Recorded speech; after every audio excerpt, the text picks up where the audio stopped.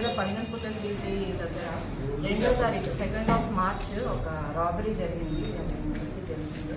దానిలో ముద్దాయిలను పట్టుకోవడం జరిగింది. దాని గురించి ఇన్వెస్టిగేషన్.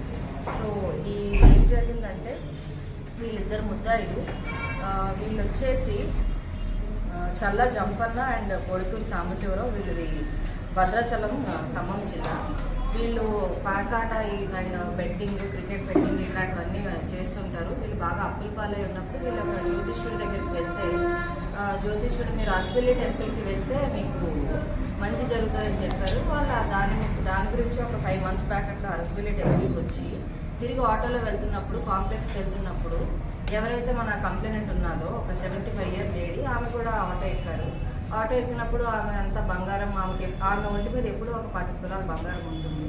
అది చూసినప్పుడు వీళ్ళకి ఓకే, ఇది మనం తీసుకెళ్తే మన కష్టాలు తీరిపోతాయని ఆమెతో ఆటోలోనే మాటలు కలిపి ఆమె చేతిలో లగేజ్ ఉంటే మీ ఇంటి వరకు తీసుకొస్తామని ఆవిడకి సహాయం చేస్తూ వాళ్ళ ఇంట్లో ఎవరుంటారు ఏంటి అన్ని డీటెయిల్స్ అన్నీ తీసుకున్నారు.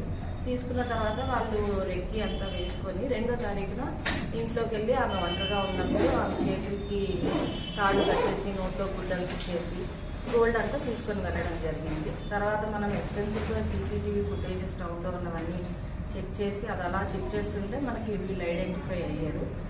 ఐడెంటిఫై అయిన తర్వాత వీళ్ళు ఒక ATM అది యూజ్ చేయడం అంతా జరిగిందనమాట. సో మనం అలా సైంటిఫిక్గా వాళ్ళ డీటెయిల్ ఇక్కడికి వచ్చారనమాట.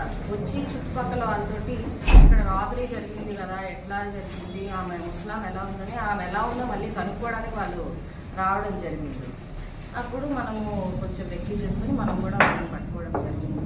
అయితే వీళ్ళు ఈ గోల్డ్ని తీసుకెళ్ళి ఖమ్మంలోనే దాన్ని కరిగించినారు. ఫస్ట్ ముత్తూట్ ఫినాన్స్లో పెట్టారు. పెట్టిన తర్వాత మళ్ళీ మనకి ఏమన్నా దొరికితే ఇబ్బంది అవుతుందని ఆ గోల్డ్ మళ్ళీ వాళ్ళే విడిపించేసి దాన్ని కరిగించారు. అది వాళ్ళ దగ్గర కూడా మనం పట్టుకోవడం జరిగింది. టోటల్ ఒక ముద్దాయి దగ్గర 150 grams, ఇంకొక ముద్దాయి దగ్గర 141 grams, టోటల్ మనం దీన్ని 25 తులాస్ ఇది వాళ్ళ దగ్గర నుంచి సీజ్ చేసి అరెస్ట్ చేయడం జరిగింది.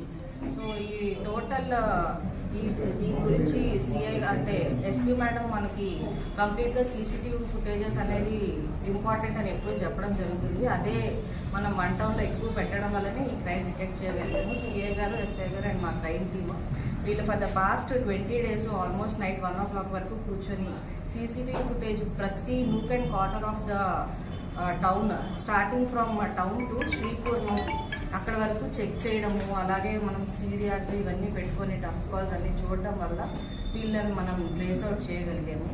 సో ఒక హంబుల్ రిక్వెస్ట్ ఏంటంటే రెసిడెన్షియల్ కాలనీస్లో కానీ టౌన్స్లో ఈ షాపింగ్ మాల్స్.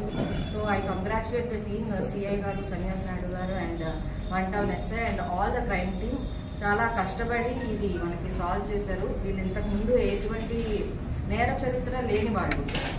సో అందులో జంపన్ అనే అతను మోటార్ సైకిల్ అఫెండర్, బట్ అంత రిజిస్టర్ అయ్యి కేసెస్ అట్లా ఏం లేదు.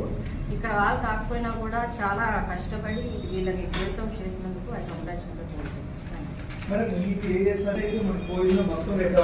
టోటల్ రికవరీ అయ్యింది